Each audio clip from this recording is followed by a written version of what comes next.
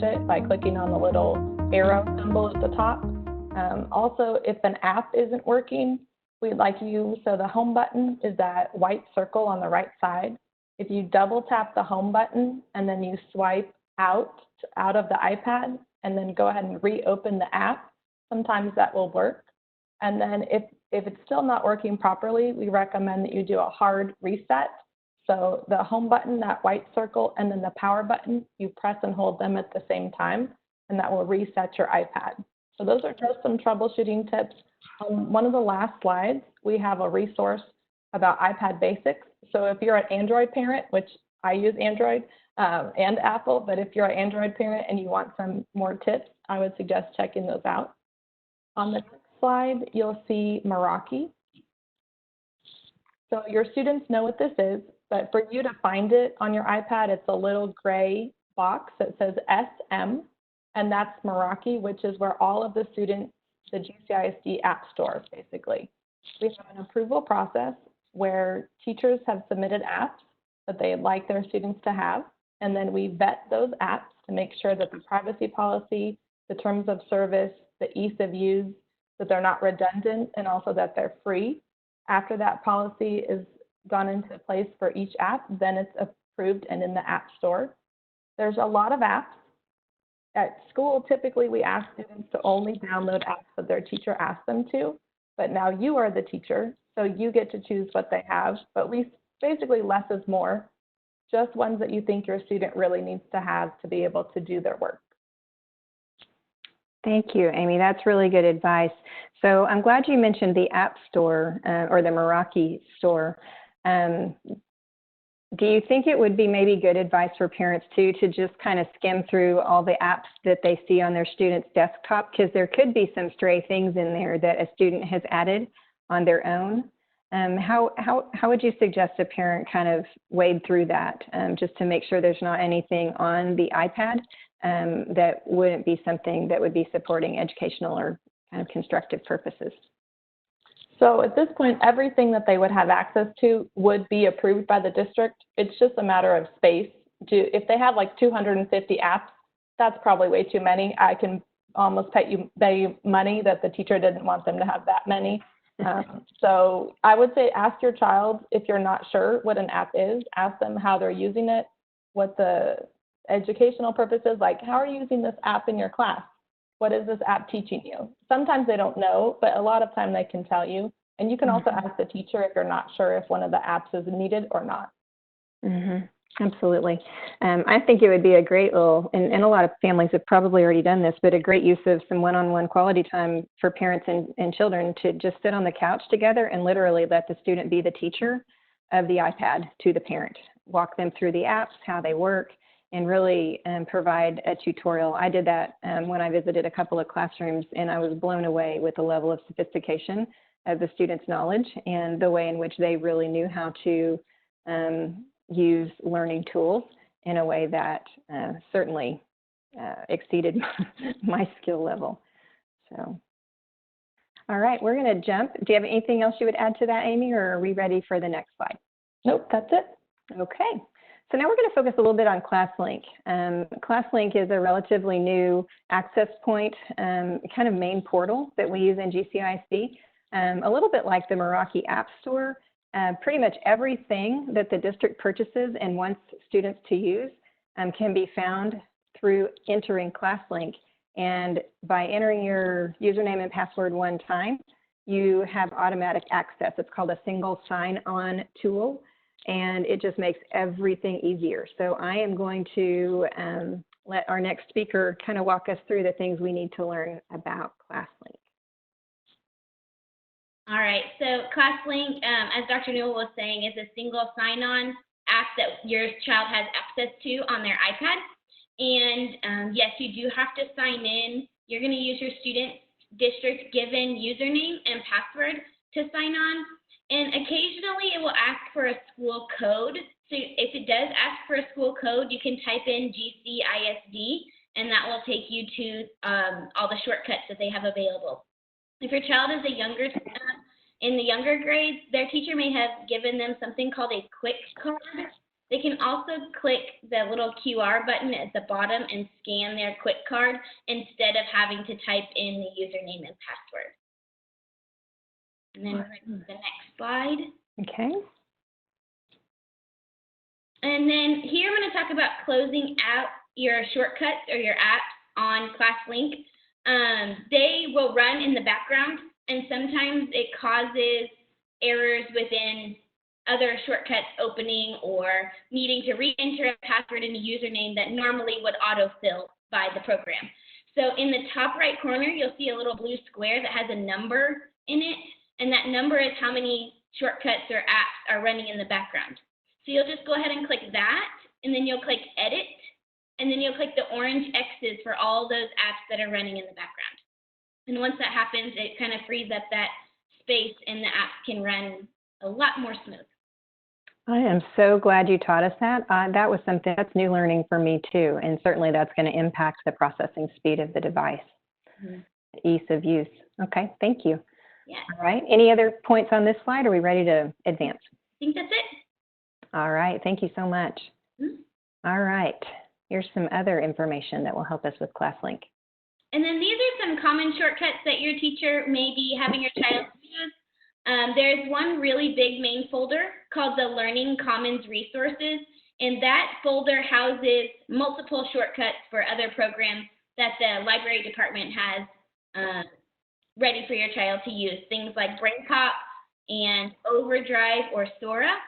So BrainPop is videos that can be assigned by a teacher, or your child can just go in and search a topic, and there's age-appropriate information on those topics. And then you have Overdrive or Sora, which is ebooks and audiobooks that are available to check out through your child's library. And it's all digital, so you can just click download and you're good to go. STEMscopes is our science online textbook that your child's teacher may be assigning topics to. So that's a great resource for some science instruction. And then the Learning at Home shortcut has been added to the ClassLink homepage, where you have a lot of ideas for enrichment and extension activities while we're in this school closure situation. So if you're finding that your child is, bored or not challenged or finishing all their work on Tuesday and not having anything to do Wednesday through Friday, then that's a great resource for extra activities for them to do. And then the last one I'm going to mention is Safari Montage. Safari Montage is a video database, really, that teachers and our district have uploaded, and they're sorted by age. You can search. My favorite right now is Bill Nye, because he has so much fun information, so you can just type in the search bar and educational videos will come up, and it's a really great resource just to add to your child's learning. Awesome. I'm glad you mentioned Safari Montage, because I think that's kind of a lesser known well of amazing resources. Our teachers have become much more familiar with it over the course of the last few weeks, certainly, but parents can access that. Students can access it just by entering in keywords and going to town. There's a pretty great level of confidence that anything you find in there has definitely been vetted and filtered, and so I would definitely encourage folks to check that out. And I'm really glad that you pointed out the Overdrive and Sora app. We purchased about 3 years ago access to a set number of titles for audiobooks and ebooks in the Overdrive app because we knew that, especially with kiddos who are using iPads so regularly, access to ebooks was going to not necessarily be the first choice for every person, because there are a lot of folks who still really prefer paper books. But sometimes the paper book you want is not available, or sometimes you need something from home and you just want it right then. You don't want to have to go to the library or the Learning Commons to get it. And boy, we in our wildest dreams, we couldn't have imagined the importance of this kind of home access, because many kids don't have a great classroom, or at least kind of an individual personal library in their homes. And so that is a tool that I would really encourage parents to tap into. Students' access to literature within Overdrive Sora is age appropriate according to grade bands. And so even if they don't have the title you're looking for, You can enter in all kinds of search terms and also get on the waiting list for books as well, just like you would at the traditional library. All right, so I'm going to jump into Seesaw and invite my next speaker to go ahead and begin here. Okay, Seesaw is one of my favorite things. It is a digital portfolio for students to use, and it's very kid-friendly, so it's perfect for first grade, and I know many kinder, first, second grade teachers use it around the district, even pre-K, so it's wonderful. So I wanted to explain the difference between a post and an activity. A post, your child can make a post by pushing the green circle with the white plus sign, and that is a post that they can do on their own without a teacher having to assign it. So like one of my students actually posted a picture of himself because he lost a tooth. So he was like, I got to post this. So he did. But I didn't assign it to him. I didn't say, post that picture of your tooth, or of your missing tooth. So he did that on his own. So a lot of teachers now are pushing out activities on Seesaw, which are like assignments. So to find the assignments that your teacher might assign to your child, you would go to the light bulb, and that's where you'll see class activities, and then activities that are waiting for a response that haven't been done yet. And then to see all of your child's classes, you'll go to the top left corner and click Student Account. You'll click your child's name, and you should be able to see all of your child's classes, like art and music, even PE might be on there. But if you don't see all of those classes, it might be worth looking into asking your child's teacher to help you log your child in again with their Google username and password, because a lot of times kids can't see all of their classes if they're not logged in with that Google username and password. That's a really important tip for sure. Thank you. Any other questions or points on that page? All right. Oh, here you go, right over here. All right, feedback for students on Seesaw. So teachers can actually send an activity or post back as a draft for revision, which is great because we don't want students learning incorrect information during the closure. So the send back feature is included with the paid subscription, and K-4 teachers and students have access to Seesaw for schools. So one way, if your child receives a post that's sent back, or an assignment that's sent back, you want to have your child click the orange bar at the top that says edit, and then they're able to correct any mistakes or revise their work. A lot of times as a teacher, I will comment with what the problem is. Similar to what I put below, I said 85 looks great. Please look back at 108. Something does not belong there. Thank you. So a lot of times teachers will send an assignment back, but it's important that we provide feedback on what's wrong, what needs to be fixed. So that way the child can fix it and learn from their mistakes with a growth mindset. If the post is a video, we ran into a couple problems with not knowing how to edit that video. All the child has to do is click re-record, and then they can edit a video or a post that includes audio. And then to edit a post, you click the three dots and choose Edit Item. And that's all on that slide. Awesome. All right, and now the Seesaw Journal. Yes, so a lot of times parents ask me, how do I save my child's journal at the end of the year? So it's pretty easy. They can download their journal by using a computer or Chrome or Firefox web browser. And as a parent, you can sign into your family account. And then if you don't have that information, you can email your child's teacher and they can give you family access. You'll click the profile icon in the top left corner on the Family Seesaw app. Then you'll click the gear, account settings, and then you'll choose download journal archives. And then one more button, the blue button that says download journal button, download journal. And then you'll be able to download that. Now, it might take a long time depending on the internet speed and how many posts your child has on Seesaw. And that is all for Seesaw. Awesome.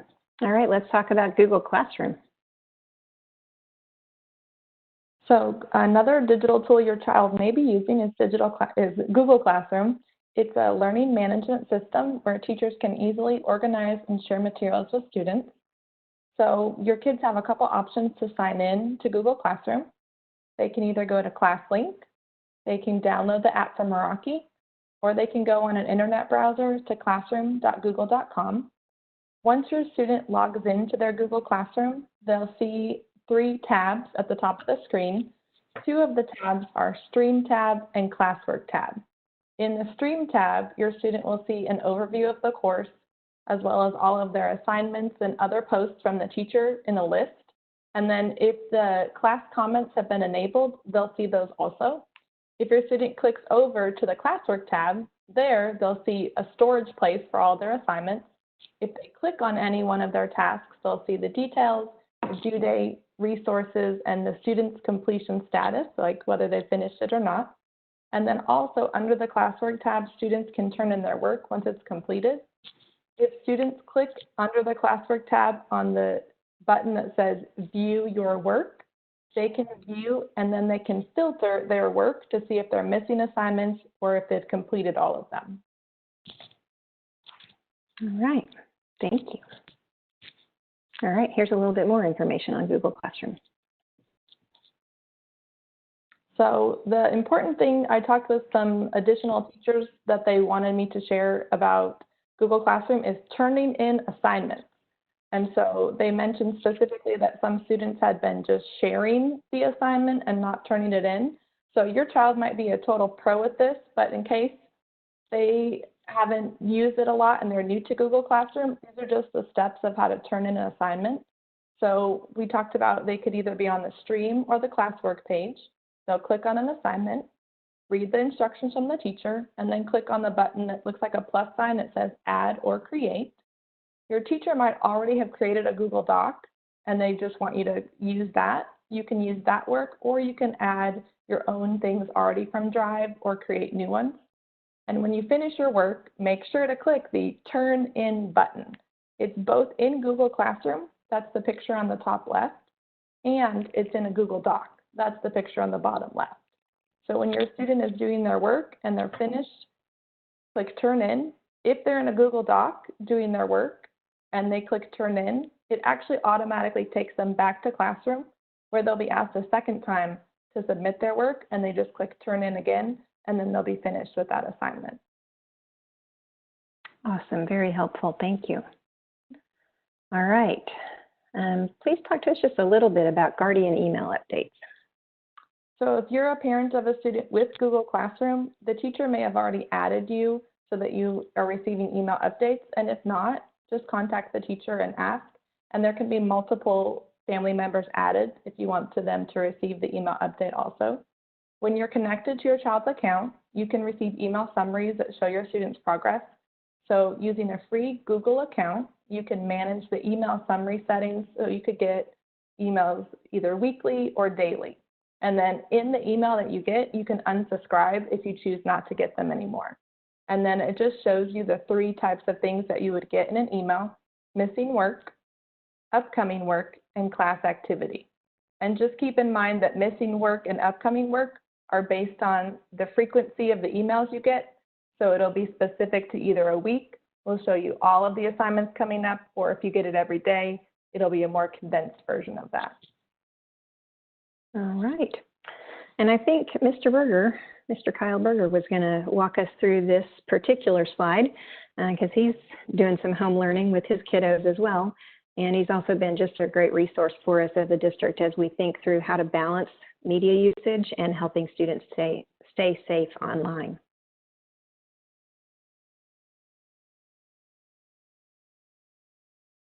I'm not sure if Mr. Berger has gotten a multitask opportunity in the background. So what I'll do is I'll just kind of talk you through this slide a little bit. Basically, a lot of it is common sense, and this slide actually is a resource from the very helpful Common Sense Media. Designate bedrooms as screen-free zones. I know that sometimes kiddos need a quiet place to work, but if that can be done outside of the bedroom, especially at night, that's extremely helpful. Use screens very sparingly with kids 2 and under. Sometimes siblings can get a hold of a kiddo's iPad, a GCISD iPad at home too, but we really would encourage that to be more of a school-age child resource.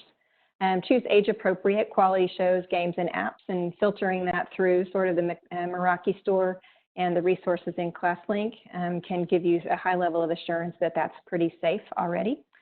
Limit screen time to 1 to 2 hours a day.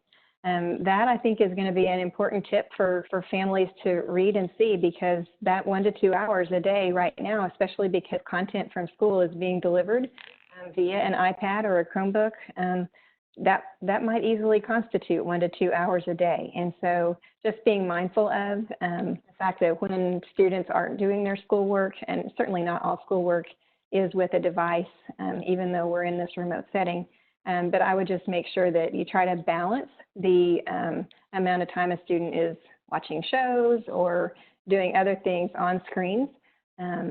One of the things I've said all along is a silver lining to the COVID school closure is that it's springtime in Texas and the weather is still so nice to be able to get outside without being too miserable like the summer heat.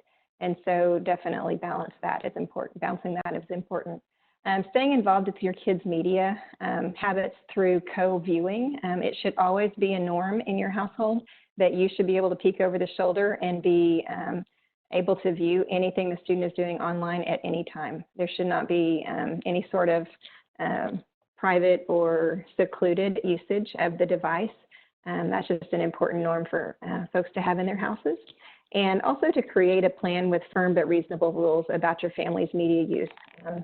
In my particular household, I have high school and college kids, but we have been working on that as well too, just because it's tempting to just stay plugged in often, or at least to get the notifications on your phone or your watch. But children are watching us as the models as well. And if we're in front of our device all day long without taking a break or balancing that usage, then it's a little bit hard to expect the same thing of them.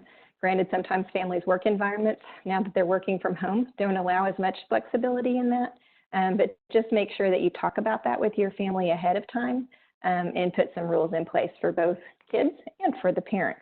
All right, so I have one question that I got from Mr. Berger. He texted to me, and I did get a message from him, and he had an emergency call that he was working on in the background. No big deal. The question he had, and this is going to be, I'm posing this to the panelists because they're much more Seesaw literate than I am. The question came in and said, on Seesaw, we have a message in the inbox that says, quote, error update the app to read, unquote. How do we do that? Is that a question we can guide families on right here, or is that something we want to look into and post the answer to in this slide so that the person who wrote this can see the answer when the transcript gets posted to the website, hopefully in the next day? The message again says, error update the app to read. Anyone on that? I would suggest making sure the iPad is updated first. So going to settings, clicking general, making sure the iPad has the most up-to-date iOS. The other thing is that sometimes the app might not be the most updated. So I wonder if deleting it and then downloading Seesaw again from Meraki would fix the problem, but that might require the student to have to log back in to Seesaw. Okay. But they won't lose any of their data if they do that, correct? They don't lose any data if they do that. Okay. Also click in Meraki. There's the apps that have already been downloaded. There's a little cloud with like a little arrow that kind of goes in a circle, and that kind of like refreshes. So they might want to try that before they delete the whole app first. Awesome. Great advice. Thanks. All right, that was great. Virtual high five to Ashley and Jennifer on the tech support there. No kidding. I will type that question into this slide at the end of our slideshow today, and I'll also type those answers in so that the families who didn't get to watch this live will also have access to that question as well. Any other questions, Mr. Berger, that we've gotten in the chat feed? No other questions in the feed. Just following up on some of what you were saying. All great advice for at-home basic technical usage for your child on their devices or any devices at all. You know, it's really best to try to keep all those out of the bedroom area or have a central charging area, and always be aware what your kids are doing online. It could be from video chatting. Let's not always assume that they are videoing with the class. Now, their district device is limited to a lot of that, but on other devices, You can imagine they can maybe be video chatting or doing other things as well. So be aware of the content that your kids are doing. Don't be afraid, as mentioned, to sit down next to them and go through a lesson and be involved with them. And as always, any of those technical problems, you can reach out to the technology department. We can do some updates on the apps or have you swing by and do a swap if we have an issue with your iPad.